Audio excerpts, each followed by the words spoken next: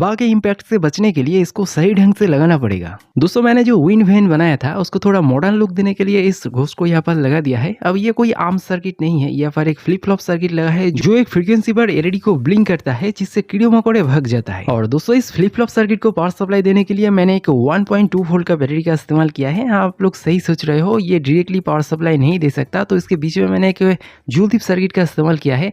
अभी ये कोई ऑर्डिनरी जूल थिप सर्किट नहीं है, इसके साथ सोलर पैनल वाला जो सर्किट है इसके साथ इंटीग्रेटेड है। आसान भाषा में बोले तो हमारा ये जूल थिप सर्किट केवल रात के टाइम ही काम करेगा और हमारे फ्लिप फ्लॉप सर्किट को पावर सप्लाई देगा। दोस्तों इस सेम टाइप के ब्लिंकिंग इफेक्ट को पाने के लिए आपको 22 माइक्रोफैराड का कैपेसिटर और 10 किलो ओम का रेजिस्टेंस का इस्तेमाल करना पड़ेगा। और लाइट को प्रोटेक्ट करने के लिए यहाँ पर आप 100 या फिर 10 ओम का एक रेजिस्टर लगा सकते हो। और दोस्तों if you build CNC machine या फिर 3D printers then this deal can save your money. अभी फिलहाल JLCNC पर लीनियर मोशन पर सेल चल रहा है, specially for makers and DIY builders. यहाँ पर आपको लीनियर एक्चुएटर्स, बॉल, स्पाइलेंस और गाइड रेल सिस्टम मिलता है, वो भी 15% डिस्काउंट के साथ। और ये सेम कंपोनेंट यूज होता है प्रिसीजन मैकेनिक्स और ऑटोमेशन प्रोजेक्ट में। और सिर्फ इतना ही नहीं, आपको एक्स्ट्रा कूपन भी मिलते हैं जैसे शिपिंग डिस्काउंट पर या फिर प्रोडक्ट डिस्काउंट, मतलब और भी सेविंग। सो अगर आप CNC बिल्ड कर रहे हो या फिर 3D प्रिंटर अपग्रेड कर रहे हो या कोई मैकेनिकल DIY प्रोजेक्ट्स बना रहे हो तो this is the right time. और लिंक आपको मेरे चैनल के डिस्क्रिप्शन बॉक्स में मिल जाएगा। स्मार्ट मेकर्स वेट नहीं करती, grab the deal before it's gone. और दोस्तों इस छोटे से बेयरिंग की वजह से मेरा काम और भी आसान हो गया है। ये बहुत ही फ्रीली मूव कर रहा है, मतलब थोड़ा सा हवा का झोंका आ रहा है तो ये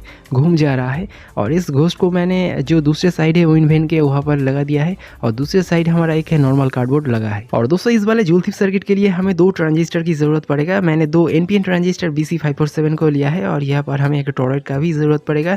तो इस टॉरॉइड में मैंने 909 का टान मारा है। यहाँ पर एक 28 गेज का एनामेल कॉपर वायर का इस्तेमाल मैंने किया है। और दोस्तों जूल थिप सर्किट को चलने के लिए एक लो वोल्टेज का बैटरी की जरूरत पड़ता है, तो इसलिए मैंने एक 1.2 वोल्ट का निकल कैडमियम बैटरी का इस्तेमाल किया है। अभी एक रिचार्जेबल बैटरी है तो इसलिए मैंने इस सेटअप का इस्तेमाल किया है। सोलर पैनल हमारा 100 मिली एम्पियर 6 वोल्ट का है, लेकिन हमारे इस सर्किट को चलने के लिए सिर्फ 3 वोल्ट की जरूरत है। तो मैं कोशिश करूंगा इस सर्किट को या फिर सेटअप को वहीं पर लगाने की जहां पर ये सोलर पैनल सिर्फ 3 वोल्ट जनरेट करे। इस सर्किट के आउटपुट में मैंने एक डायोड और कैपेसिटर का इस्तेमाल किया है, ये जरूरी नहीं है।